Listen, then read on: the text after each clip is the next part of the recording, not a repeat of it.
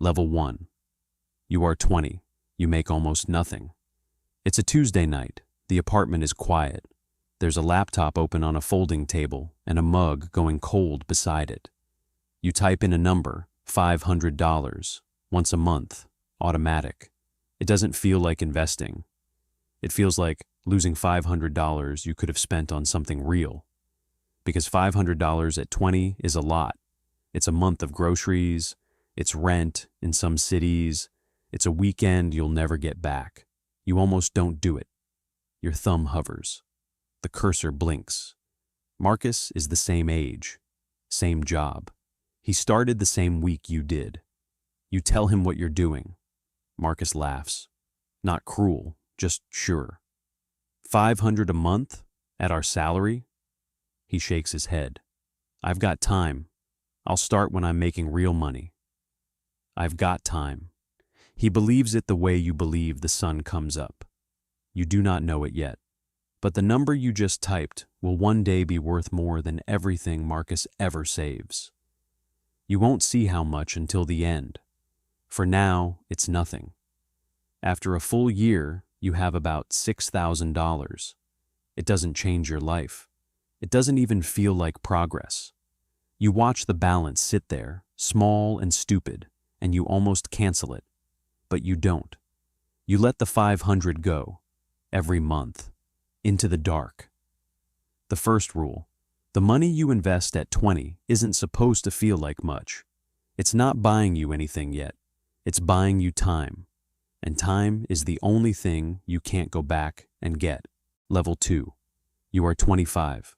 5 years of $500. You're in a cubicle now. Gray carpet, 2 monitors, fluorescent hum. The paycheck is a little bigger. So is the rent. So is everything. You check the balance on your phone between meetings. $35,800. You did the math once. You only put in $30,000. The other $6,000 showed up on its own. That's the first time it feels like something is happening that you didn't do. Marcus sits 2 desks over. Same raise, same year, same everything. He just bought a car you can't afford. Leather seats. He's proud of it. You still doing that 500 thing? He asks. You nod. He grins. Man, you gotta live a little. We've got time. I've got time. And he means it. He's 25. 65 is a rumor. Retirement is a word for other people. You don't argue. You don't tell him the gap between you is starting right now, while neither of you can see it. Today the gap is small. He's got a nicer car. You've got $35,000 and a habit. It does not look like a fair trade. The second rule: in the early years, the disciplined one looks like the fool. You have less to show and more to wait for. And everyone around you is winning the visible game. Level 3. You are 30. This is the year Marcus finally starts. He turns 30 and something flips in him. A birthday with a 0 in it does that. He opens the same account, types in the same $500. Okay, he says, you were right, I'm in. He's proud of himself. He should be. Most people never start at all. Marcus begins at 0. Day 1, $500. The same exact move you made. You are not at 0. You check your balance the same morning. $86,000. 10 years. The same $500 a month. Nothing fancy. $86,000. You only put in $60,000 of it. The market handed you the other 26. And here's what nobody tells you. Marcus is now standing exactly where you stood at 20. Same move, same amount, same hope. But he's standing there 10 years late. And those 10 years are already gone. He can never invest in them again. Nobody can. You both put in $500 a month now. From here on, it's the same paycheck, the same plan, the same number, forever. He thinks he's caught up. He matched your habit. He did not match your clock. The third rule: starting is the whole game. But starting late is a tax you pay for the rest of your life. The decade you skip doesn't wait for you. It just leaves. Level 4. You are 35. There's a backyard now, a fence.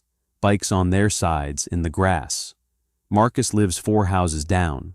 You ended up on the same street, same income, same kind of house, same grill. From the outside, 2 identical lives. It's a Saturday. You're both leaning on the fence. You've got $158,000. Marcus has 35. He's been investing hard for 5 years. 500 a month, never missed. He's proud of his 35,000. And he should be. But you remember 35,000. You had that at 25, 10 years ago. You're not even looking at that number anymore. He doesn't ask what you have. You don't bring it up. That's the thing about the gap. It's invisible at a barbecue. 2 guys, 2 beers, 2 lives that look exactly the same. We're doing all right, man, Marcus says, watching the kids. We've got time. I've got time. He still says it. He's 35 now. He says it a little quieter. The 4th rule, money compounds in silence. The gap between the early starter and the late one grows underground, where nobody can see it, until the day it surfaces all at once. Level 5, you are 40. Same fence, same street. The bikes are bigger now. You've got $260,000. Marcus has 86. Look at that number again, 86,000. That's exactly what you had at 30. Marcus, at 40, has finally reached where you were a full decade ago. He's doing everything right, 500 a month, never late, same fund, same returns. And he is 10 years behind, permanently, and the distance is growing every single month. This is the level where it stops being about the money you put in. You've each put in about the same amount now. The difference isn't your discipline. The difference is the calendar. Your money has been compounding for 20 years. His for 10. Same engine. Twice the runway. Marcus mentions it once, by the grill. You're further along than me, huh? Not a question. He knows. He doesn't say, I've got time, this time. He just looks at the fire. The 5th rule. After 20 years, your gains are no longer about how much you save. The money is making more money than you are. You stopped doing the work, and the time took over. Level 6. You are 50. There's a second place now, a small house by the water. You can afford to leave town and nothing breaks. You've got $610,000. Marcus has 260. His 260,000? That's where you were at 40. He's a full decade behind you again. He has been the whole time. He always will be. But watch what's happening to the gap itself.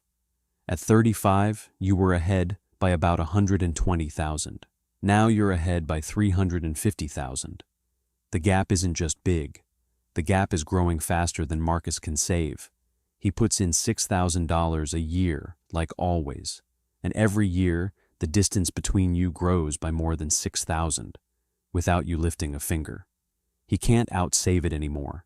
He could double his contributions and still never close it. Because he's not behind on money. He's behind on time. And time only moves one direction. Marcus says it quietly now, almost to himself. I should have started when you did. The 6th rule. There is a point where the late starter can no longer catch up by trying harder. The early years weren't just years. They were the foundation everything else was built on. And you can't pour a foundation into the past. Level 7. You are 60.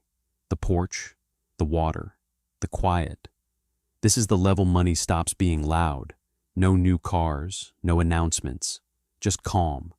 You've got $1,300,000. Marcus has 610, $1,003,000. From $500 a month and a Tuesday night when you were 20. Marcus has 610,000, which is real money, which is more than most people ever see. And it's exactly what you had at 50, 10 years behind, forever. You're not working anymore if you don't want to. The money throws off more in a year now than you ever put in. Marcus is still working. He has to, not because he failed, because he started at 30 instead of 20. That's the whole reason. Nothing else is different. same salary, same 500, same 40 years of life. One decision, one decade, one quiet sentence. I've got time. He sits on your porch sometimes. He's happy for you. He means it. But there's a thing behind his eyes now, and it isn't envy. It's arithmetic. The seventh rule: wealth, in the end, is silent. The person who started early doesn't get louder. They get calmer, because the math stopped being a worry a long time ago. Level 8. You are 65. This is where the whole story finally adds up. You have $1,900,000. Marcus is 65 too. Same job, his whole life. Same salary. The same $500 a month, every month, since he was 30. He has $908,000. Now look at the only thing that was ever different. Across your whole life, you put in $270,000. Marcus put in $210,000. The difference in what you actually invested? $60,000. 10 extra years of $500 a month. That's it. Data mounted. $60,000 more in and $1 million more out. That's not a typo. That's compounding.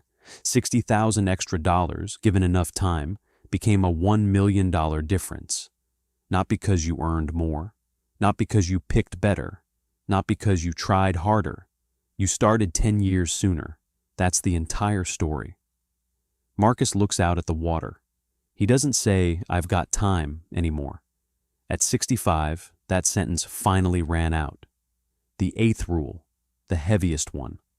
The market does not reward the people who put in the most money. It rewards the people who gave it the most time. And the only day you can ever buy more time is today. Somewhere right now, it's a Tuesday night.